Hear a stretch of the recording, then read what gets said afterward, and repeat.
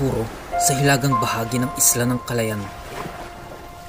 Tanaw ito mula sa dalampasigan ng Dilam na mayroong pino at malupulbos na puting buhangin.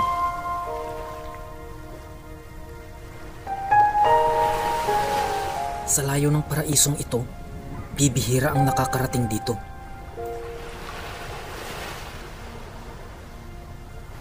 Mula rito ay tanaw rin ang mistikong isla ng Dipari.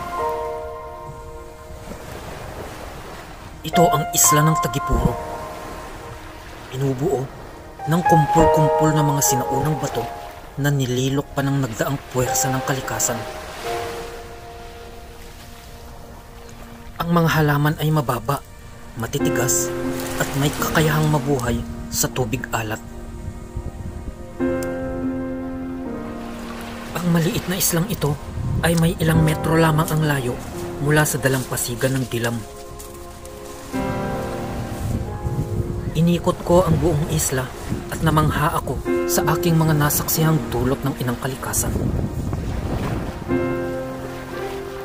Ang salitang Tagipuro ay mula sa Ilocano na ang ibig sabihin ay maliit na islang bato.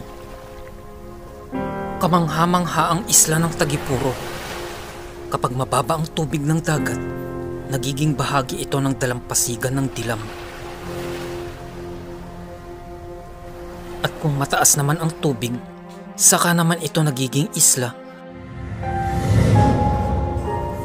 Sa kabilang dako na di kalayuan ay makikita ang Kanaway Beach, isang puting dalampasigan na bahagi pa rin ng Dilam sa isla ng Kalayan. Binubuo ito ng mga batong korales na may iba't ibang hugis. At ang puting dalampasigan nito ay isa sa pinakamahaba sa buong isla ng Kalayan.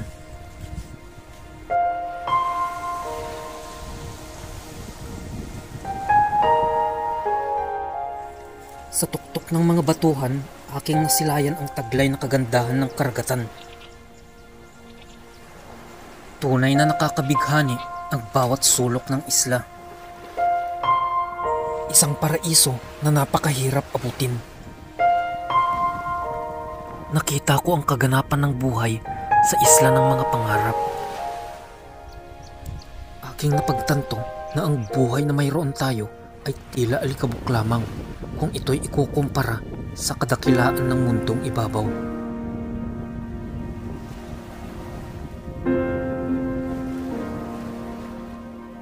Ang buhay natin ay isa lamang hamog na kalaunan ay maglalaho sa gitna ng kawalan. Kaya piliin natin ang maging mabuti, maligaya at higit sa lahat may pag-ibig sa Diyos, sa kapwa-tao at sa kalikasan.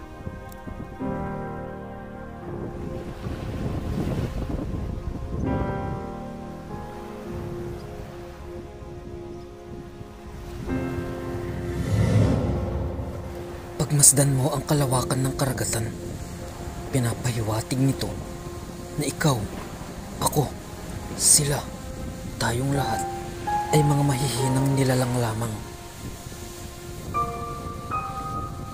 Walang mayaman o mahirap dahil sa pagtunaw ng panahon, ang buhay ng tao ay katulad na lamang ng papalubog na araw.